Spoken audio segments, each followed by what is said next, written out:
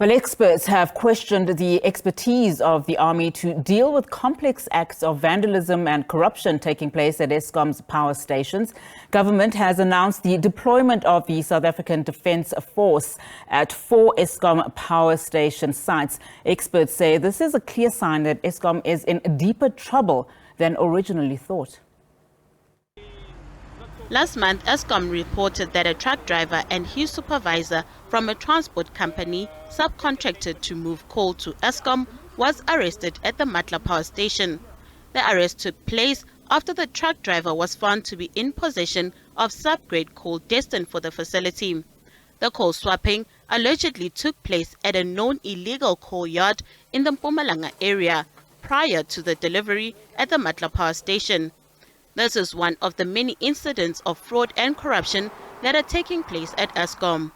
The power utility operates one of the oldest and most unreliable fleet of coal power stations. This is often cited as the main reason behind the regular rolling power cuts, as the state-owned company cannot fully meet its obligation to power the country. Acts of sabotage from corrupt and disgruntled employees and service providers are also believed to be behind multiple breakdowns. Now government will deploy the army to deal with a number of cases of sabotage and corruption. But not everyone is convinced that this is the solution.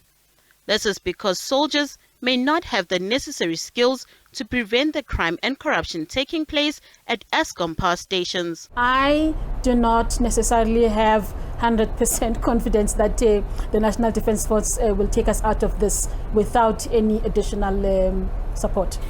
Eskom established a security team in partnership with the South African Police Service to identify and disrupt criminal networks at its power stations.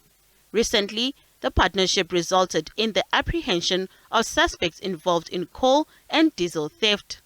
Eskom says coal theft is a highly organized criminal activity, and the syndicates involved are being enriched through the proceeds derived from the trade in stolen coal.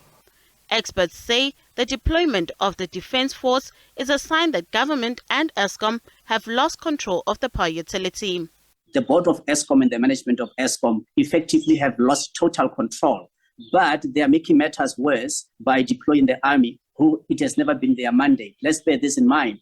There is no threat of a terrorist attack, or we are not even in a state of war. So it is inexplicable why, or what justification can there be that the army can be deployed to Eskom power stations.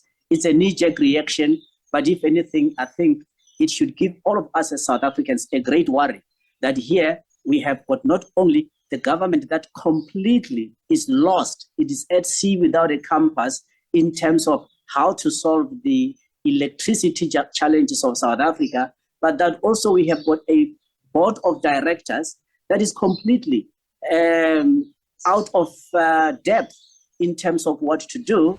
Meanwhile, Eskom plans to downgrade its rolling power cuts from stage 6 to stage 5 tomorrow morning at 5 a.m. The power utility says it will further reduce rolling blackouts to stage 4 on Tuesday morning for the remainder of the week. Nothando Makutulela, SABC News, Johannesburg.